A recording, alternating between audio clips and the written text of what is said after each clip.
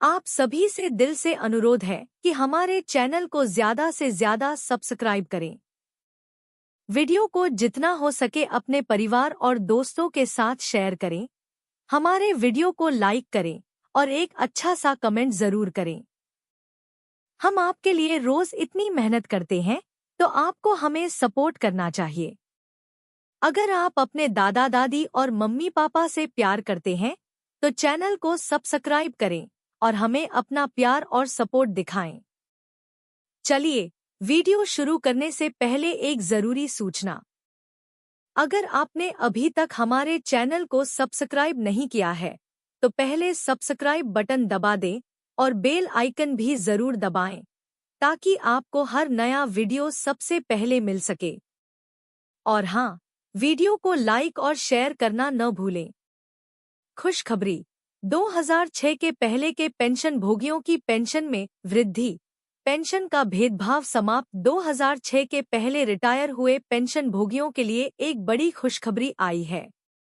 अब उनकी पेंशन में भेदभाव समाप्त करते हुए सरकार ने उनकी पेंशन में वृद्धि का आदेश जारी किया है। पहले इन पेंशन भोगियों को पूरी पेंशन प्राप्त करने के लिए 33 साल की सेवा करना अनिवार्य था, लेकिन अब इस नियम को हटाते हुए उनके पेंशन में संशोधन किया जा रहा है। 33 साल की सेवा का नियम समाप्त। 2006 से पहले यदि कोई कर्मचारी 33 साल की सेवा पूरी नहीं करता था, तो उसे उसकी सेवा अवधि के अनुपात में पेंशन दी जाती थी। उदाहरण के लिए, अगर किसी कर्मचारी ने 20 साल की सेवा की है, तो उसे 20 साल की सेवा के अनुपात में पेंशन मिलती थी।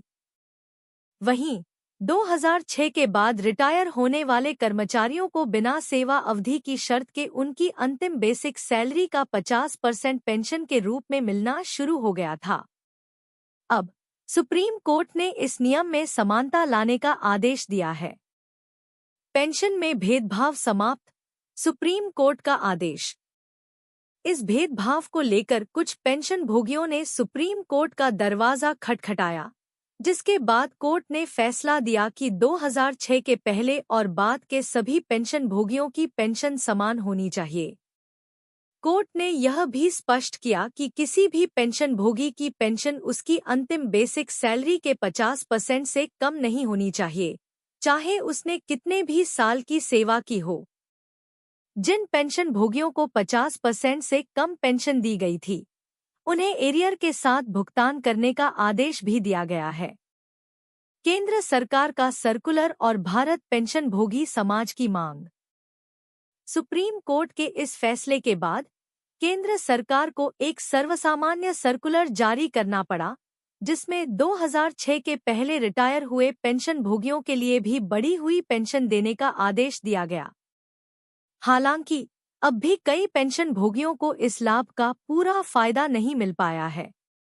इसको लेकर भारत पेंशन भोगी समाज ने सरकार से मांग की है कि यह लाभ जल्द से जल्द सभी पात्र पेंशन भोगियों तक पहुंचाया जाए। अगर आपको लाभ नहीं मिला, तो सीपेंग्राम्स पोर्टल पर शिकायत करें। अगर किसी पेंशन भोगी को अब तक यह लाभ नहीं मिल पाया है, तो वे सीपेंग्राम्स पोर्टल पर अपनी शिकायत दर्ज कर सकते हैं। इस पोर्टल के माध्यम से आप अपनी समस्या को सीधे संबंधित विभाग तक पहुंचा सकते हैं और त्वरित समाधान प्राप्त कर सकते हैं। निष्कर्ष, यह कदम 2006 के पहले रिटायर हुए लाखों पेंशन भोगियों के लिए एक बड़ी राहत है। अब उनके साथ होने वाला पेंशन भेदभाव समाप्त हो जाएगा और उन्हें भी उनके अंतिम वेतन का 50% पेंशन के रूप में प्राप्त होगा। केंद्रीय कर्मचारियों को शानदार तोहफा। कैबिनेट से बड़ा ऐलान। नई दिल्ली से एक बड़ी खबर आई है कि केंद्र सरकार ने अपने कर्मचारियों के लिए अवकाश यात्रा रियायत (LTC) सुविधा को 2 साल और बढ़ा दिया है। अब कर्मचारी जम्मू कश्मीर, लद्दाख, उत्तर पूर्वी राज्यों और अंडमान और निकोबार द्वीप समूह की यात्रा पर LTC का लाभ 25 सितंबर 2026 तक उठा सकेंगे। यह निर्णय उन कर्मचारियों के लिए राहत लेकर आया है जो इन क्षेत्रों की यात्रा के लिए पहले से योजना बना रहे थे। LTC की विस्तारित सुविधा। कार्मिक मंत्रालय द्वारा जारी किए गए आदेश में बताया गया है कि जो सरकारी कर्मचारी इन क्षेत्रों में यात्रा करने के पात्र हैं, उन्हें न केवल सवैतनिक अवकाश का लाभ मिलेगा, बल्कि यात्रा के लिए टिकटों की प्रतिपूर्ति भी प्रदान की जाएगी। जो कर्मचारी हवाई यात्रा के पात्र नहीं हैं, उन्हें भी इकोनॉमी क्लास में हवाई यात्रा करने की अनुमति दी गई है। गृह नगर एलटीसी का रूपांतरण। सरकार ने यह भी स्पष्ट किया है कि कर्मचारी अपने गृह नगर एलटीसी के एक रूपांतरण को इन विशेष क्षेत्रों की यात्रा के लिए इस्तेमाल कर सकते हैं। इसके तहत कर्मचारियों को 4 साल की ब्लॉक अवधि में गृह नगर एलटीसी के बदले इन क्षेत्रों में यात्रा करने की अनुमति होगी। नए भर्ती किए गए कर्मचारियों के लिए अतिरिक्त लाभ। नए भर्ती किए गए कर्मचारियों को भी विशेष लाभ दिए गए हैं। उन्हें 4 साल की ब्लॉक अवधि में 3 गृह नगर एलटीसी में से एक को पूर्वोत्तर राज्यों अंडमान और निकोबार, जम्मू कश्मीर और लद्दाख की यात्रा के लिए बदलने की अनुमति दी गई है। इसके अलावा केंद्र शासित प्रदेश जम्मू कश्मीर और लद्दाख जाने के लिए भी एक अतिरिक्त गृह नगर एलटीसी का रूपांतरण किया जा सकता है। सारांश। यह निर्णय न केवल कर्मचारियों के लिए आर्थिक सहायता प्रदान करेगा, बल्कि उन्हें भारत के इन सुंदर और दूरस्थ क्षेत्रों की यात्रा का अवसर भी देगा। यह योजना खास तौर से उन कर्मचारियों के लिए फायदेमंद है जो इन क्षेत्रों में छुट्टियां बिताने का सपना देख रहे थे, और इसके साथ उन्हें टिकटों की प्रतिपूर्ति और सवेतन अवकाश का भी लाभ मिलेगा। आ गया कोर्ट का आदेश। कम्यूटेशन बहाली पर खुशखबरी। 11 साल होते ही मिलेगा पूरी पेंशन। पेंशन भोगियों ने बांटी मिठाइयां। पंजाब और हरियाणा उच्च न्यायालय ने हरियाणा सरकार को उन कर्मचारियों से पेंशन की कम्यूटेशन राशि वसूलने से रोक दिया है जिन्होंने 10 साल की सेवानिवृत्ति पूरी कर ली है। इस फैसले के बाद अब सरकार यह राशि 15 साल तक वसूल नहीं करेगी। कोर्ट का यह फैसला पेंशन भोगियों के लिए बड़ी राहत है और भविष्य में सेवानिवृत्त होने वाले कर्मचारियों के लिए भी एक मिसाल बन सकता है। क्या है पूरा मामला? हरियाणा सरकार अब तक कर्मचारियों की पेंशन की कम्यूटेशन राशि को 15 साल तक वसूल करती आ रही थी, जबकि कई पेंशन भोगियों ने यह मांग की थी कि 10 साल की सेवानिवृत्ति पूरी करने के बाद पेंशन की पूरी बहाली होनी चाहिए।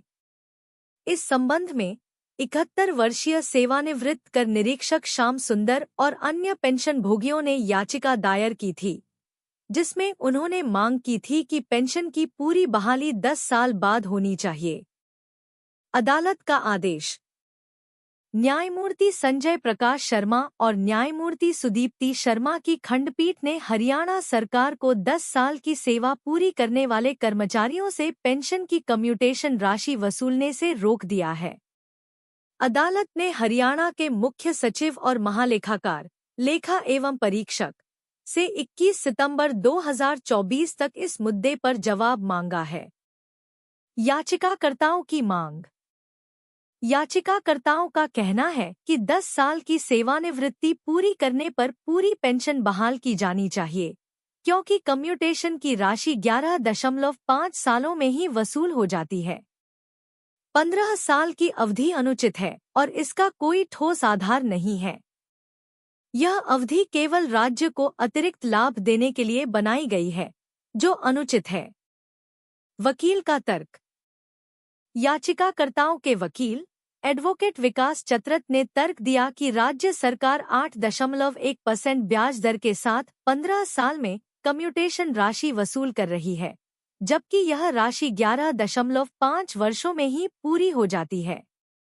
उन्होंने कहा कि 15 वर्षों की अवधि को 12 साल तक बढ़ाना असंवैधानिक है, क्योंकि राज्य कर्मचारी 58 साल की उम्र में सेवानिवृत्त होते हैं, जबकि केंद्रीय कर्मचारी 60 साल की उम्र में सेवानिवृत्त होते हैं। हरियाणा सरकार की प्रतिक्रिया। अदालत ने हरियाणा सरकार को मुख्य सचिव और महालेखाकार के माध्यम से इस मुद्दे पर जवाब दाखिल करने के निर्देश दिए हैं। सरकार को यह स्पष्ट करना होगा कि 15 साल की अवधि क्यों तय की गई और इसे क्यों आवश्यक माना गया। फैसले का व्यापक प्रभाव। यह फैसला न केवल हरियाणा के पेंशन भोगियों के लिए राहत भरा है, बल्कि अन्य राज्यों के पेंशन भोगियों के लिए भी एक उदाहरण बन सकता है। यदि अदालत याचिकाकर्ताओं के पक्ष में अंतिम निर्णय देती है, तो अन्य राज्य भी अपने पेंशन नियमों की समीक्षा करने के लिए बाध्य हो सकते हैं। सेवानिवृत्त कर्मचारियों के लिए राहत। इस फैसले से उन पेंशन भोगियों को बड़ी राहत मिलेगी जिन्होंने 10 साल की सेवा पूरी कर ली है। इससे उनका आर्थिक बोझ कम होगा और उन्हें अधिक वित्तीय स्थिरता मिलेगी। इसके अलावा यह सरकार को पेंशन नियमों में सुधार करने के लिए प्रेरित करेगा ताकि भविष्य में कर्मचारियों पर कोई अनुचित आर्थिक बोझ न पड़े।